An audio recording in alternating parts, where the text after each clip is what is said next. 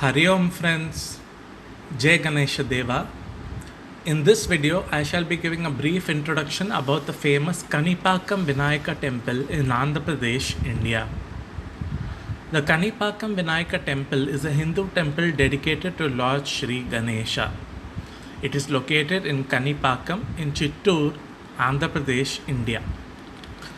The Kanipakam Vinayaka temple was built in the early 11th century by the Chola king Kulothunga Chola I and expanded by the emperors of the Vijayanagara dynasty in 1336. In Kanipakam Vinayaka temple, the idol continues to grow.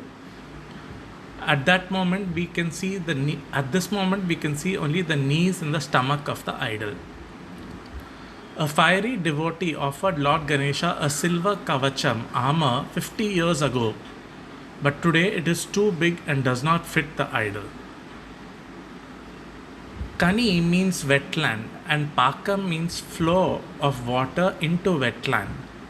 According to the legend of the temple, there were 3 brothers and each one had a handicap, which is dumb, deaf, and blind.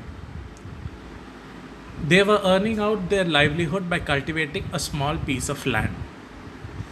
In olden days, water was drawn from the well by the way of Pikota system. As one of them used to irrigate the field through the channels, the other 2 used to ply on the Pikota. On one such operation, they found that the water in the well got dried up and they could no longer continue their job. One of them got into the well and started digging it up. He was then taken aback to see the iron implement hitting a stone-like formation. Later, he was shocked to see blood oozing out from it. Within a few seconds, the entire water in the well turned blood red in color. Thus, startled by the divine sight, all the 3 became normal, getting rid of their deformities. As soon as the villagers came to know about this miracle, they thronged to the well and tried to deepen the well further. But their attempt proved futile because the Swayambhu idol, the self-manifested idol of Lord Vinayaka, emerged from the swirling waters.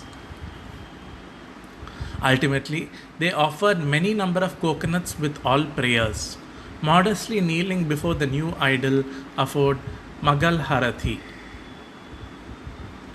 etc. They declared the ideal of Swayambhu and tendered number of coconuts.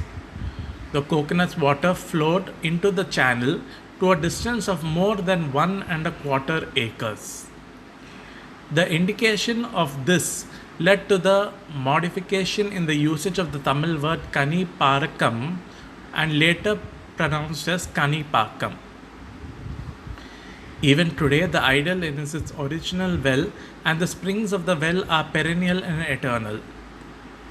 During the rainy season, the holy water from the well overflows even today. Another striking and strange feature of the idol is that it's still growing in size.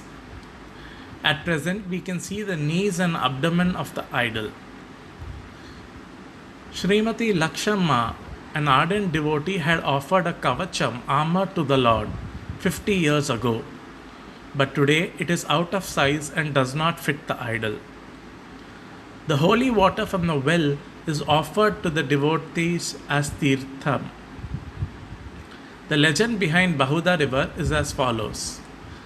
Long ago, there lived 2 brothers, Sankha and Likhita. They were on a pilgrimage to Kanipakam. As the journey was tiring, the younger brother Likhita felt hungry. Disregarding the advice of the elder brother, he plucked a mango from the mango grove. Sankha felt bad and reported this to the ruler of that area and pleaded for punishment for the sin committed during the pilgrimage. Thus, Likhita was punished severely, being deprived of both arms. Later, they took bath in the river near Kanipakam temple.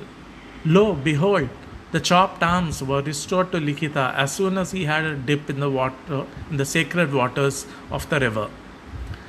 These incidents led the ruler to rename the river as Bahuda. Bahu means human arm. Thus, the river beside Kanipakam temple is now known as Bahuda River. Sri Varasiddhi Vinayaka, as upholder of truth, the Swayambhu idol of Kanipakam, is the upholder of truth. Day-to-day disputes between people is resolved by taking a special oath. The people in the dispute take a holy dip in the temple tank and swear before the Lord. It is taken as gospel truth.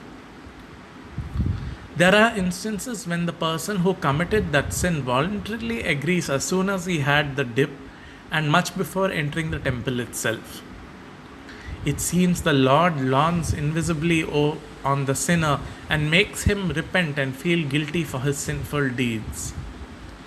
Thus, the glory of Sri Varasiddhi Vinayaka spread far and wide, and the honorable courts uphold the special oath in their judicial pronouncements. So friends, here ends this short video on the Kanipaka Vinayaka temple in Chittoor, Andhra Pradesh, India. I pray to Lord Ganesha that all people should get the opportunity to visit this temple at least once in their lives, if not more times. Thank you so much for watching. Have a great day ahead. Hari Om. Jai Ganesha Deva.